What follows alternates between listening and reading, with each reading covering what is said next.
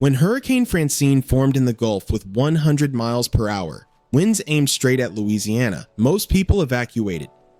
Pickle Wheat grabbed her rifle and headed deeper into the swamp, with 700 alligator tags still unfilled and the storm closing in fast. She had maybe 48 hours before the entire season ended in chaos. At 29 years old, pregnant with her second child, she was about to face conditions that would test everything 4 generations of her family had taught her. What happened next would prove why she's become one of the most fearless hunters swamp people has ever seen. Pickle's real name is Cheyenne Nicole Wheat, but nobody in Poydras, Louisiana calls her that. Her father Eddie started calling her Pickle when she was little because saying Cheyenne Nicole fast sounds like shiny pickle. The nickname fits someone who's been anything but ordinary from the start. Her great-grandfather was one of the first alligator hunters in St. Bernard Parish, back when swamping wasn't reality. TV, it was the only way to feed your family. 4 generations later, that same blood runs through Pickle's veins. Eddie Wheat raised his daughter the old way. Before she could tie her own shoes, she was on the boat learning to read water patterns, set lines, and handle creatures that could tear a person apart in seconds. This wasn't about teaching her a cool skill or giving her something unique to talk about at school. This was survival knowledge, the kind you can't learn from books or YouTube videos. By the time cameras found her, Pickle had already spent more time in the swamps than most hunters twice her age. She didn't need to prove she belonged there. The swamp had already claimed her. Season 12 brought Pickle to swamp people in 2021, but she wasn't some fresh face looking for Instagram followers. At 25, she walked onto Troy Landry's boat with skills that immediately caught the king of the swamp's attention. Troy had worked with countless deckhands over 11 seasons. Most were good. Some were great. Pickle was different. She moved like someone who'd been born in a boat, reading Troy's signals before he gave them, anticipating problems before they happened, staying calm when gators big enough to flip them were thrashing 3 feet away. Troy started calling her Pee-wee, and something shifted. He'd had crew members he respected, but this felt like family. His exact words to cameras, "She's the best and prettiest deckhand I've ever had. She can be very mean and very stubborn at times, but I love her to death no matter what." That wasn't Troy being nice for the show. That was a veteran hunter who'd seen everything recognizing someone special. Together, they started breaking records, filling boats faster than anyone expected, and proving that the next generation of swampers could match anything the old guard had done. Pickle wasn't just learning from Troy, she was becoming his equal.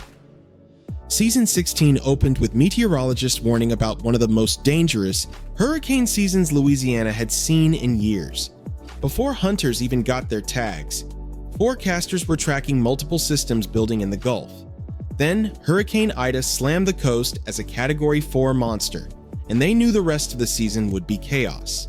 When Hurricane Francine started forming weeks later, Troy and Pickle had 700 tags left and maybe 48 hours before the storm made hunting impossible. They pushed into Lake Faust Point State Park, an area most hunters avoid because the gators there are massive, aggressive, and unpredictable. With Francine's winds already starting to pick up and rain hammering the boat, they had no choice but to work fast. Pickle spotted line movement through conditions so rough she could barely see. The first gator they pulled was huge, a giant that fought so hard it nearly capsized them. Then another, then another.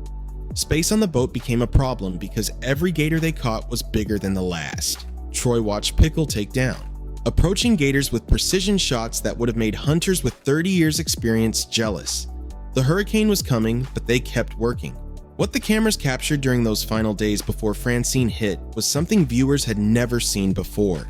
Heat indexes climbed above 110 degrees, with humidity so thick it felt like drowning on dry land. Then violent storms would roll through with winds that turned the water into chaos. Fog banks dropped visibility to nothing. Equipment failed. Lines tangled. Gators they'd caught got stolen by poachers working the same waters. Cannibal gators destroyed catches before they could get them to the boat. Troy had one rule he never broke: don't treble hook gators. It's dangerous, unpredictable, and can turn a routine catch into a life-threatening situation. With 3 days left and hundreds of tags still open, he looked at Pickle and broke his own rule. They had no choice. The season was ending whether they were ready or not, and every tag they didn't fill was money their families wouldn't see for an entire year. Pickle never hesitated. She executed every shot, pulled every line, handled every crisis like she'd been doing this for 40 years instead of 4. When they finally had to pull off the water because Francine made it too dangerous to continue, they'd caught what Troy called some of the biggest gators he'd ever seen. While season 16 was filming those hurricane hunts, Pickle's personal life was going through its own transformation. She'd been with Joshua Keepes, an emergency medical technician, for years. They already had a daughter, Mamie, born in May 2023. In September 2024, right in the middle of filming, they got married at Bell River, one of Pickle's favorite hunting spots. Her father walked her down the aisle. Troy Landry officiated the ceremony because of course he did. By October, Pickle announced she was pregnant with their second child. Let that timeline sink in. She was hunting through Hurricane Francine, dealing with 110-degree heat, working 16-hour days in conditions that terrified experienced hunters, all while planning a wedding, raising a toddler, and carrying her second baby. The videos she posted showed her sitting in a tree stand at 14 weeks pregnant, eating beef jerky and joking about how hard it was to find hunting clothes that fit over her growing belly. She gave birth to their son Casey in April 2025, just months after wrapping the most physically demanding season the show had ever filmed. Most people would have taken the season off. Pickle barely slowed down. The History Channel pays Pickle an estimated $10,000 per episode, and industry watchers put her net worth somewhere between $300,000 and $2 million. But she's not sitting around waiting for the next season to start. She launched her own merchandise line, selling shirts and accessories featuring photos from her hunts. She joined Cameo, charging $70 and up for personalized videos to fans who want to hear from her directly. She helps run the family business, Wheats and custom calls, making duck and turkey calls the same way her great-grandfather did a century ago.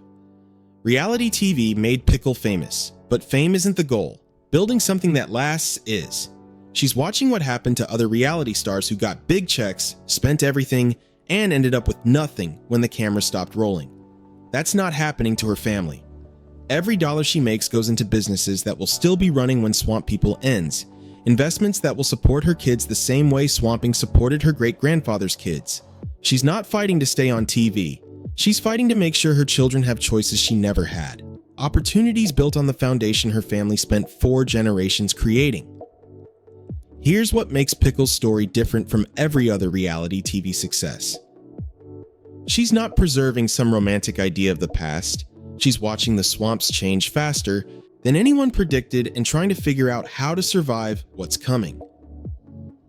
Hurricane seasons are getting worse. Heat waves are breaking records every summer.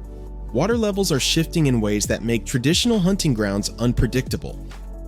The 30-day gator season that used to be reliable is now getting cut short by storms that form faster and hit harder than the old-timers ever saw. Pickle's great-grandfather hunted these same waters when Louisiana looked completely different. Her grandfather and father watched development, regulations, and climate slowly change what was possible. Now, Pickle's raising 2 kids who might grow up in a world where the swamps their family has known for over a century don't exist the same way anymore. She can't ignore that reality. Every season could be the last one that looks like the old days. Every hunt might be teaching her children skills they'll never get to use the way she does. That's the dangerous truth nobody wants to say out loud.